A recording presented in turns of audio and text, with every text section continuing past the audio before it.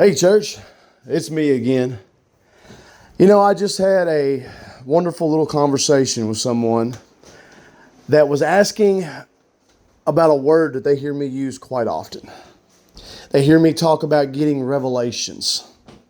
And I guess for most people, when they think revelation, they think of the last book in the Bible. That maybe they don't understand what a revelation really is. When you think about the word revelation, you think about the word reveal. A revelation is when you're reading the word or somebody is saying something to you and you're hearing the words, but then all of a sudden you have that light bulb moment. You have something happens that all of a sudden you see it. You see something that you didn't before. That is God revealing something to you. A revelation. Now, it's a wonderful experience because I know in all my years, there's times where I've had people say certain things to me as a young man, and I can tell they're trying to get me to see something, but I honestly couldn't see what they were talking about. So I just grin, nod my head, and go on. But then there's that moment when it clicks, and you're like, oh my gosh, I see it now. That's a revelation. God revealing something to you, allowing you to see something that you didn't see before. A couple examples of revelations is when Moses built the tabernacle and they started doing the sacrifices and they had the once a year sacrifice with the spotless lamb, the lamb without blemish that was sacrificed for the sins of Israel. A revelation is when you realize, you know what? That's a type and shadow. That's a picture that's showing me what Jesus is going to do. That Jesus is our spotless lamb. Another example of a revelation is when you look at the tabernacle that Moses built, the outer court, the inner court, the Holy of Holies, and all of a sudden it clicks one day. And you get what Paul says in Corinthians when he looks at them and says, have you not realized, do you not know that you are the temple of the Holy Spirit? It's like right now, you might hear the words. Like, okay, we're God's temple.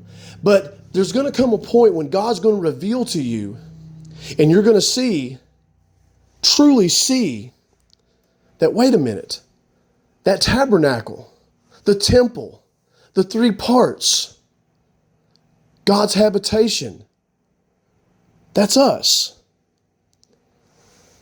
So anyway, that's what revelations are.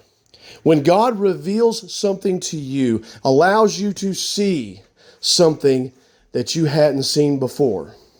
Now, I know somebody's going to ask me now, well, what causes people from getting revelations? How come some people see things and some things people don't see?